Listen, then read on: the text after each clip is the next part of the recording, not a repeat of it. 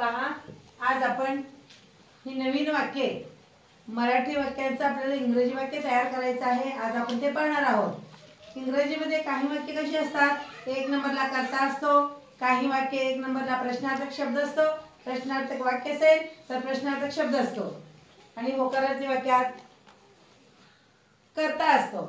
आणि इथं काय आहे, ही जी वाक्य मी लिहिलेली आहे या वाक्याच्या शेवटी जो शब्द आहे तो क्रियापद आहे। क्रियापद एक नंबरला येणारे शब्द पाहूया। आता मी अगोदर वाक्य वाचते। आजूबाजूला बघ, आजूबाजूला बघ, बघ हे काय आहे, क्रियापद आहे। सूर्याकडे बघ, सूर्याकडे बघ या वाक्यामध्ये बघ हे काय आहे, क्रियापद आहे। चंद्राकडे बघ, बघ क्रियापद आहे। बोर्डाकडे बघ, बघ हे क्रियापद आहे। माझ्याकडे बघ, बघ हे क्रियापद आहे। मग ही क्रियापदे इंग्रजी वाक्यात एक नंबरला आलेली आहेत। पाहायचं, LOOK लुक म्हणजे बघणे किंवा पाहणे। बघला लुक आलेला आहे आणि आजूबाजूला काय आलेलं आहे, अराउंड, अराउंड म्हणजे आजूबाजूला, लुक अराउंड। सूर्याकडे बघ, look at the sun, at the sun आलं, ॲट आलेलं आहे, at the sun, SUN sun म्हणजे सूर्य, लुक ॲट द सन। चंद्राकडे बघ, बघला लुक, चंद्राकडे, ॲट म्हणजे कडे, ॲट म्हणजे कडे, चंद्राकडे। इथं चंद्राला कडे जे आलेलं आहे हे जोडून आलेले शब्द, चंद्राला जोडून आलेले शब्द, सूर्याला हे जोडून आलेले शब्द, बोर्डाकडे, कडे हे जोडून आलेले शब्द, माझ्याकडे, कडे हे जोडून आलेले शब्द। मग जोडून आलेले शब्द असतील तर अगोदर जोडून आलेला शब्द घ्यायचं, नंतर त्याच्या पुढचे घ्यायचं। चंद्राकडे बघ, लुक, बघला लुक, कडेला ॲट, चंद्राला द मून। द केव्हा येतो तर जगामध्ये एकच वस्तू असायला पाहिजे, सूर्य एकच आहे, पृथ्वी एकच आहे आणि चंद्र एकच आहे। The moon, the sun, the earth, जगामध्ये एकच एक वस्तू असेल त्याला त्यावेळी द हे उपपद वापरायचं। The moon, the sun, the earth, the Ramayana, the Bible, the Mahabharata. बघा आता, बोर्डाकडे बघ, बघला लुक, कडेला ॲट, बोर्डाला द बोर्ड, बोर्ड म्हणजे फळा। माझ्याकडे बघ, बघला लुक, कडेला ॲट, माझ्याला मी, लुक ॲट मी म्हणजे माझ्याकडे बघ। Look around, look at the sun, look at the moon, look at the board, look at me, look at मी।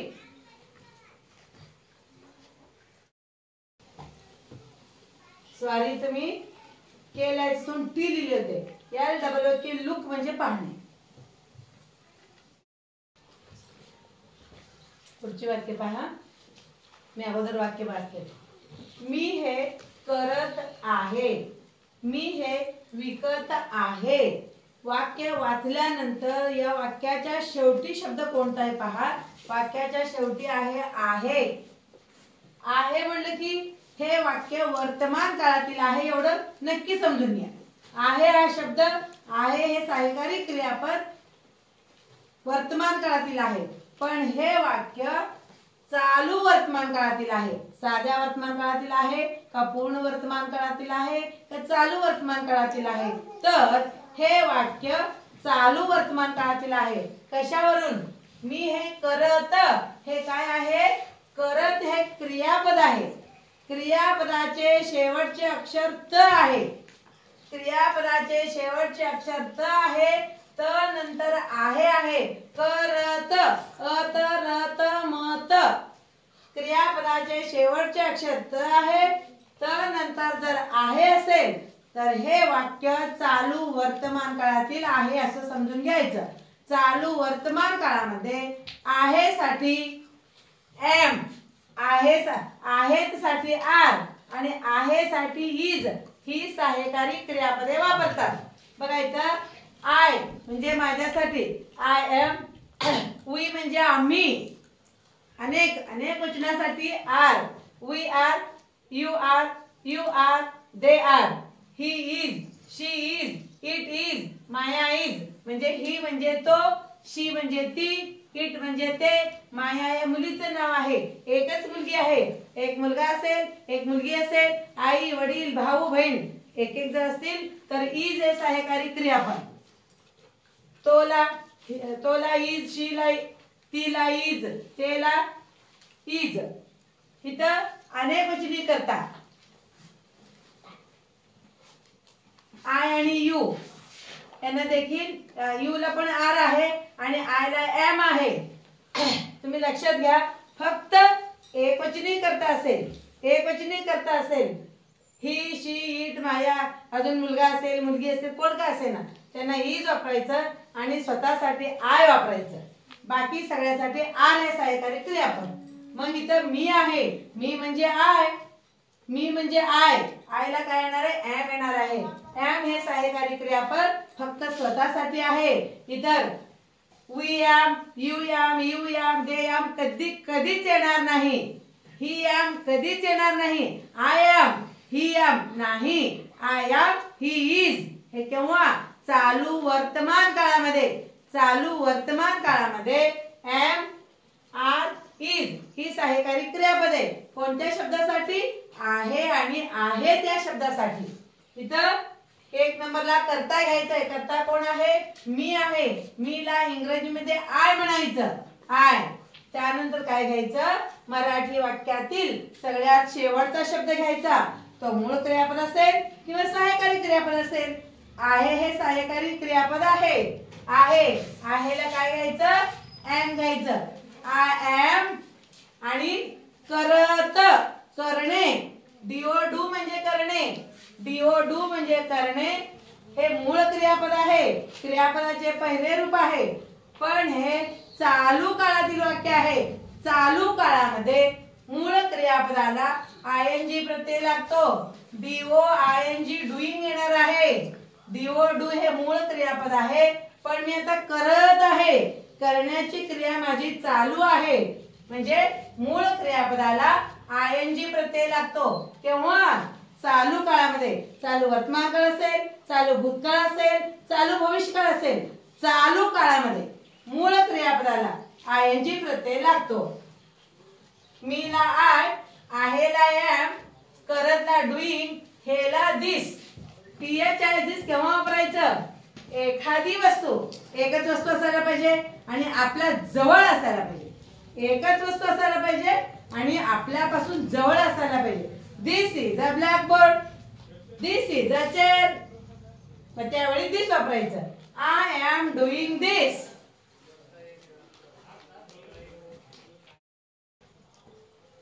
पुढचं वाक्य पहा. मी हे विकत आहे. त्या वाक्याच्या शेवटी कोणता शब्द आहे पहा. वाक्याच्या शेवटी आहे हा शब्द आहे. म्हणजे हे वाक्य वर्तमान काळातील आहे. पण कोणत्या वर्तमान काळातील आहे?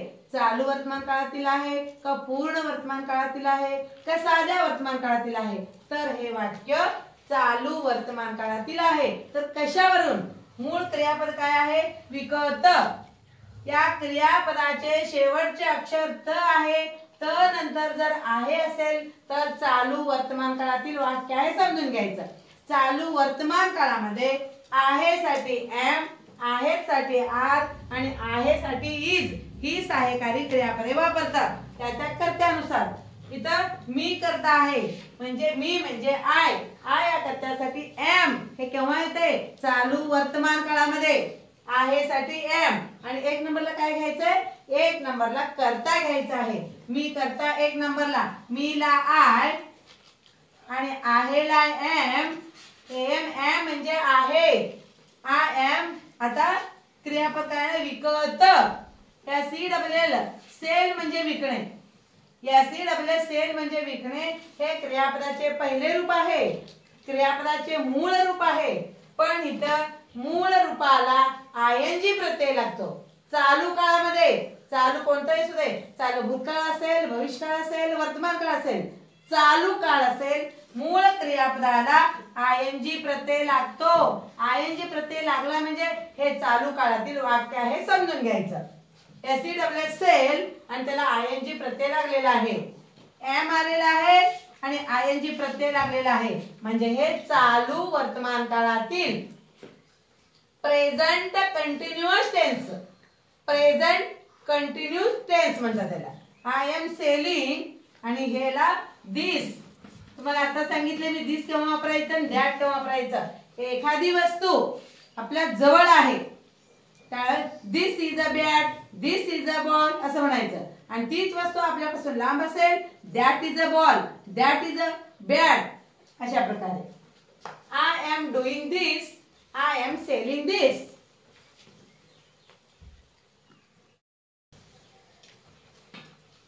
मी हे वापरत आहे, मी हे तपासत आहे. बघा हे आहे हे सहाय्यकारी क्रियापद आहे. आहे हे सहाय्यकारी क्रियापद आहे. आहे म्हणजे वर्तमान काळातील वाक्य आहे पण मूळ क्रियापद काय आहे वापरणे. वापरत रत त नंतर आहे, त नंतर आहे म्हणजे हे वाक्य चालू वर्तमान काळातील आहे. Present continuous tense. Present continuous tense. Present continuous tense मध्ये एम आर इज ही सहाय्यकारी क्रियापदे वापरतात. सहाय्यकारी क्रियापदांना हेल्पिंग व्हर्ब म्हणतात. इंग्रजीमध्ये हेल्पिंग व्हर्ब म्हणतात. आता मी हे वापरत आहे. एक नंबरला काय घ्यायचं. आता आपण याला नंबर टाकू कारण तुम्हाला इंग्रजी वाक्य तयार करायला किती सोपं होणार आहे पहा. मी नंबर 1, हे नंबर 2, वापरत नंबर 3, आहे नंबर 4. इंग्रजी वाक्य तयार करण्यासाठी एक नंबरचा क्रम तो एक नंबरला ठेवायचा.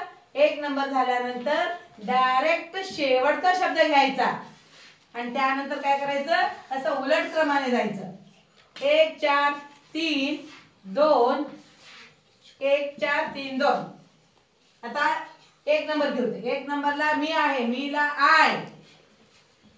नंतर 4 नंबर घ्यायचंय, आहेला एम घ्यायचंय.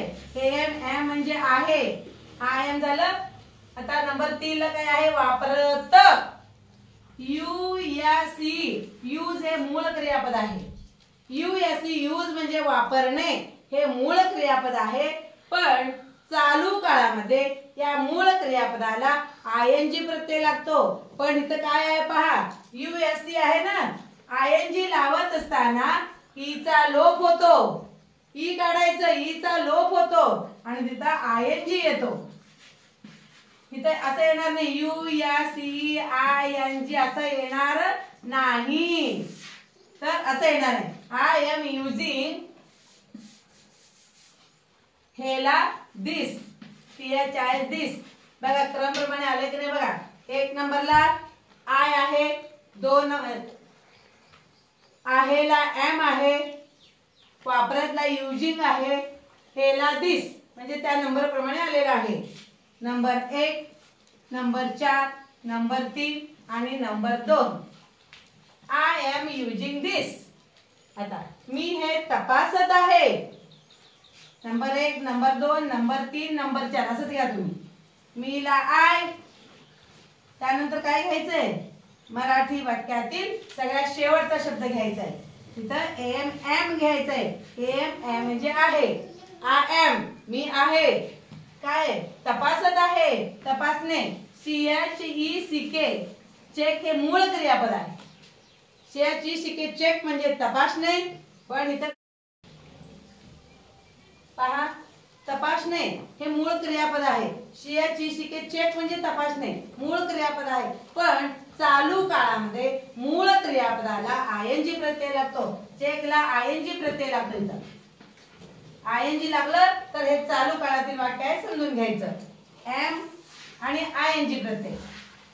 आय एम चेकिंग हेला दिस, THIS दिस म्हणजे हा ही हे.